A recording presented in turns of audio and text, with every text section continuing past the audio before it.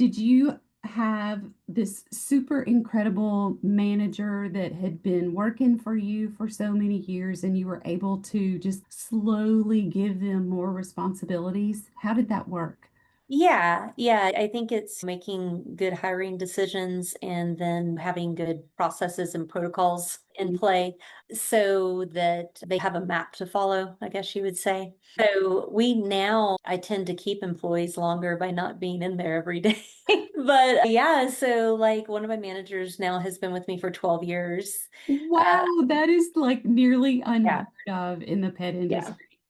Yeah, so I've got two managers that have been with me for around 12 years, and then I've got my third manager that has been with me, I think we're on 3 years now. Yeah. So you're So doing really yeah. well. You're obviously doing something right, for sure. One thing that we have seen in the pet industry, and of course, I'm sure you've seen it too, having been in for so long, is it's almost like a race to the bottom with the pricing. Everybody wants, okay, let's do $5 daycare days, and they have 100 dogs in there. They're doing $5 daycare days. Have you run into issues like that where the pricing structure just does not reflect the quality that you're putting out? Yes, and all that pretty much happened with the shutdowns. I think then it was we fell into the fear of we went so long without customers, especially if your mainstays were daycare and boarding like ours, that you felt all of a sudden the necessity to lower your prices, run promos, do everything you can to get them back in. Everybody was working from home. So how can you convince them that their dogs still need to socialize and play? And I think our go-to was price. But the problem at that time is there were so many doggy daycares that if it's only about price, even the people who weren't your competition now are your competition. It's like we were all like put ourselves at an equal playing field. And I know for us crawling out of the hole of the shutdowns, that was going to be the end of the business. That was going to be the end of me. I was hitting a wall where you just find yourself, you're taking it out on your team because if the business isn't doing well, it must be their fault. They're the ones interacting with customers daily. And then at the end of last year, I went and got a coach and in the pet industry that I had found some stuff on Facebook and I was like, well, everything you're saying we do. And so I'm like, how are you saying that what you do is going to make it better? Right. And when I did my first call with him, business coaching one on one, they always tell you, like, when's the last time you raised prices? And I couldn't even answer at that moment. And usually that was an every year thing. We were always one of the highest in Houston. And it was almost like we had to go back to the basics of, okay, remember when, remember before the shutdowns, how important pricing is, number one. But at the same time, even during the shutdowns, doggy daycares were opening, which was crazy. It was just like competition kept growing and everybody found a way to get loans and funding and all this stuff. And so when you have like probably within a mile from my locations, four other doggy daycares. So how do I stand out? It's like I said, it was a level playing field. And on a level playing field, you're not going to win if everybody's doing the same thing. Yeah. We restructured all our services and had the price reflect it. We wanted to be the elite. We wanted to offer what no one else was offering, and the prices go with that. You need that specialness that says, hey, we have something that you might cannot have. We only have it on a limited basis. So we put the scarcity out there. We made our offering better. We went to an enrichment-based facility and did hybrid daycare instead of just doggy daycare where dogs are laying in a room all day. And we're able to rebrand that and reprice that. It's been great. The business took off at that point. We went from can we just fill up a day with dogs for doggy daycare to when we made specific changes within a few weeks, we had a wait list. Wow. And this was not with a lot of marketing, I'm going to say. So it was like getting back in the game, knowing where we were, knowing our numbers, knowing where we were. restructuring on our services Mhm. and then going all into it. I'm going to say that used to you could get business coaches. You could not get a pet industry business Mhm. coach. And now we have That's a amazing new ball people. game. Yes, we have amazing people now that you can go and get info that has related directly to your business. And Mhm. it's definitely a game changer. And there's still such a small amount to choose from when it comes to that. But I went to Dom Hodgson's boot camp, daycare boot camp, and I had already joined his enrichment university and stuff. And I'm like, okay, we've been offering enrichment for years. How are they saying this is going to increase my numbers? We've been Mhm. doing this, but we weren't doing it like they were doing it.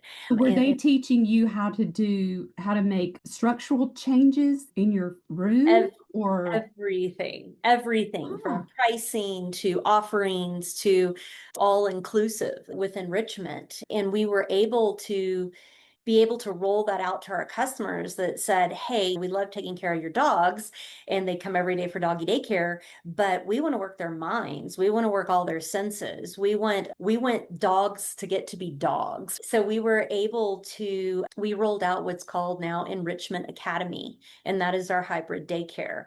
And so every day the dogs have group social time, but smaller groups where we work on social etiquette. They've got their one-on-one person enrichment activities that are all themed for the month. And be an example of what an so activity. this month is summer camp, and so every week they're earning their badge for something new.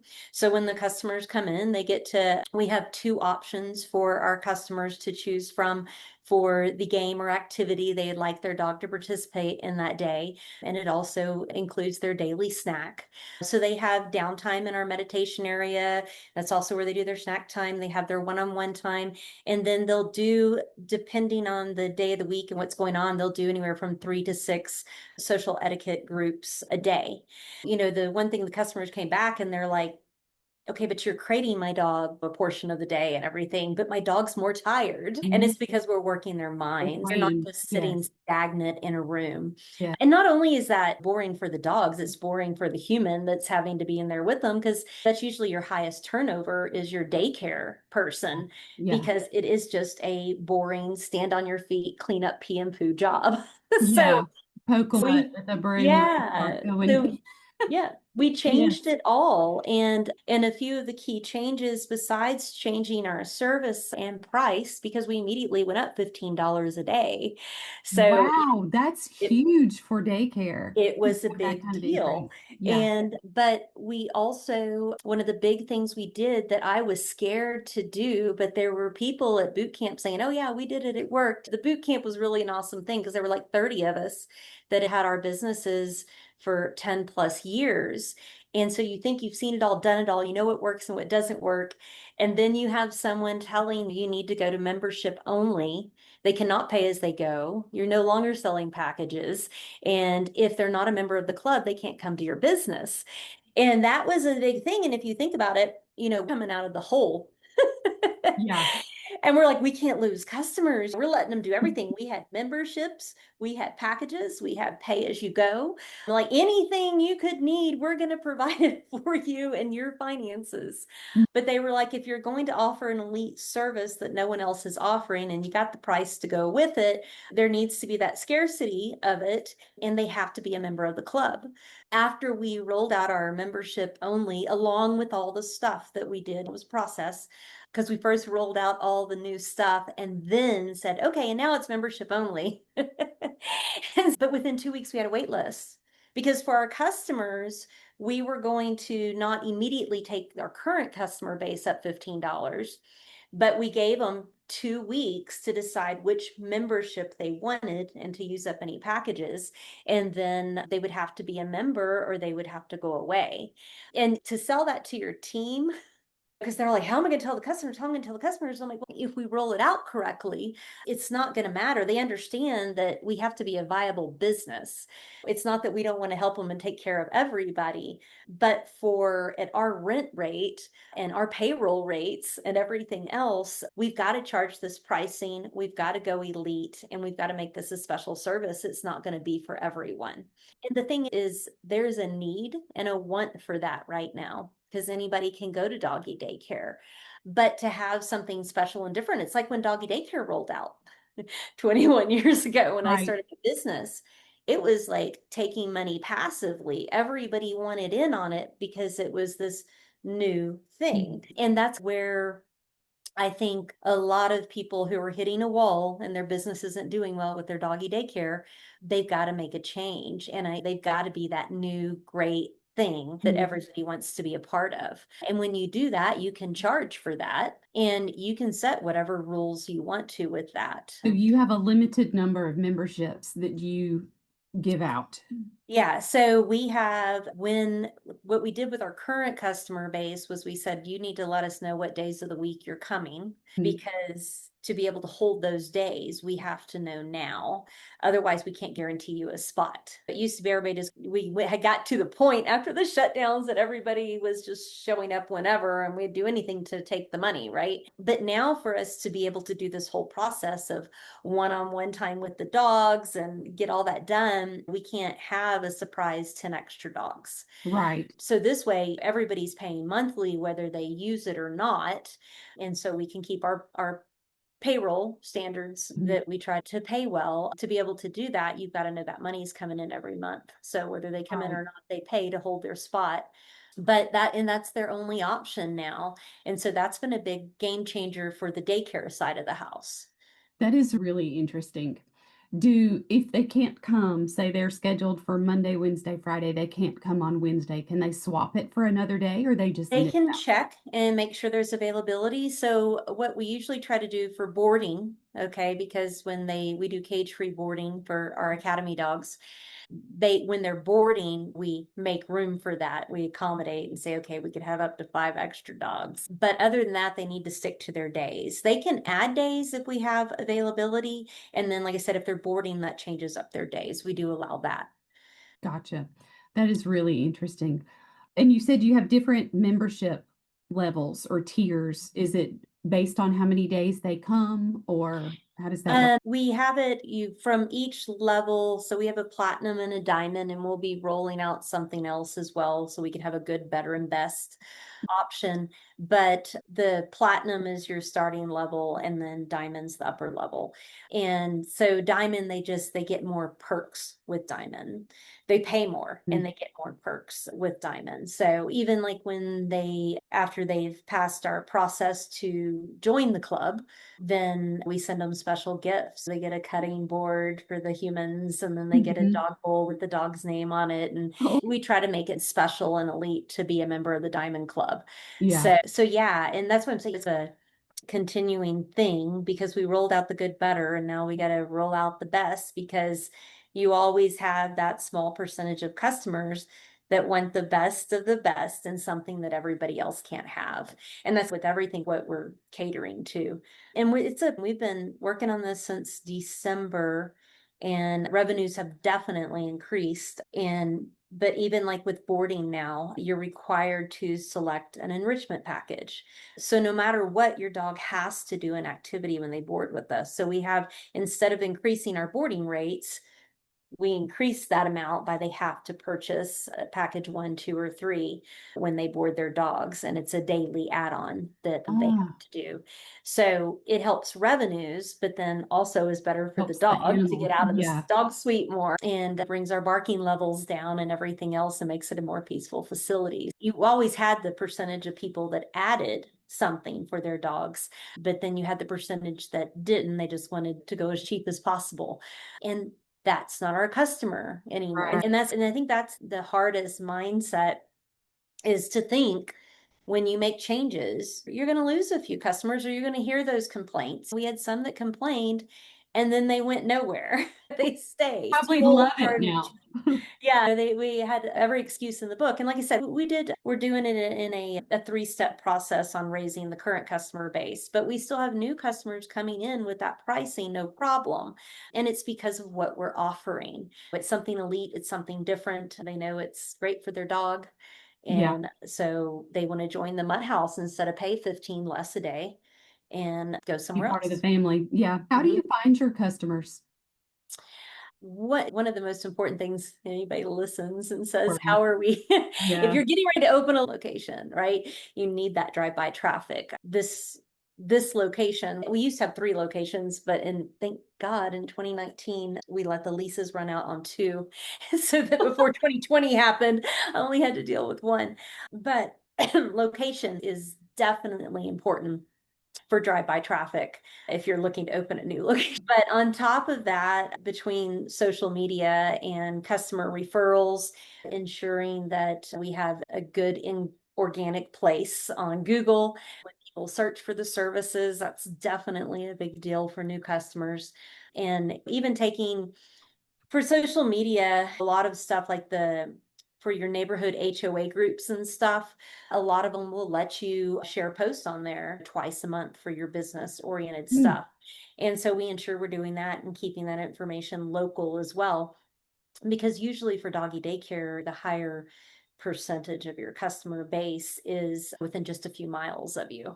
Right. Boarding can be They'll just a few travel for days. boarding, but for daycare, Yeah, it has for to be grooming and convenient. boarding, it's destination, but for doggy daycare, they usually live very close to your facility. We try to do different things around there when we can, working with local businesses when they have little outdoor events and stuff, setting up a Mhm. table or whatever.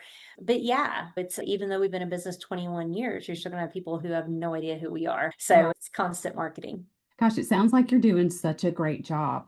A lot of people have started to think about implementing some AI into their pet businesses. And of course, we all say, okay, robots are not going to be able to take care of the dogs. But there are some things that AI can do to help us behind the scenes. Are you using any kind of AI in your business yet? We use it some for marketing and stuff, especially if I'm writing anything, I might type it up, let it edit it for me to make it sound more professional, but it's still my article. Yes. And definitely to help you find pictures for marketing, things of that nature. There's just a lot of fun stuff, and you're seeing, even in the pet industry, a lot of stuff coming from the marketing side to be able to help Mhm. you with your advertising and everything. So we're dabbling in it right now, but I think it's definitely something that everybody's going to have to learn or outsource. You're right. You're Yeah. absolutely right. It's fascinating to me how you can implement these AI agents into your business, and then all of a sudden you have so much more time to do what you wanted to do when you initially got into the business, which is spend more Yeah. time with the dogs or grow Yeah. the business or something like that. Yeah. So, yeah, I'm glad to hear that you're open to that because I think you're right. AI is not going to take your business away, but the businesses that are using AI are going to take the business away from you. So, yeah, Yes. that's absolutely true. If you could wave a magic wand and solve one problem in your business today, what would it be? Geez. I don't know. It's like we're always working on everything. I think it always comes back to the team. If you could just have a cohesive team at all times, it would be great. No drama. I don't know why Yeah, that ever happens. I really I have an amazing team, and that's not come from lack of work, shall we say, and just lack of experience from working with people for so many years. We've got 15 team members, and from groomers to front desk to doggy daycare help to trainers. And so it's a constant on trying to understand how to motivate, keep them focused so that they do a good job for the customers. Yeah. If you have a good cohesive team, it shows up front. So Yeah, yeah. onboarding new hires, getting them all Yeah. trained up, that can be such a pain when you don't have a good team because then you're always replacing, like you said, your daycare attendants and things like that. It Yes. really hurts. Thank you so much for hopping on Yeah, here with me today. I really appreciate it. I loved meeting you. I love your concept, and I would love to reach out to you again with any kind of questions or ideas or just bounce some things off of you if you're yeah. willing. Yeah, no, that's great. And I think the takeaway for people, because I know there's a lot of burned out people right now, would be to know your numbers, be sure you have that good, better, best offering, and be elite. Have Don't be something afraid different to that, charge what you're worth. yes, yeah, have something different that no one else has, and grab a business coach.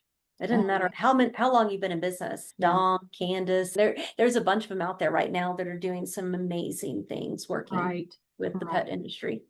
So, That's great advice. Well, Molly, thank you so much. Thank you. I hope you're all having right. great weather out there in Colorado.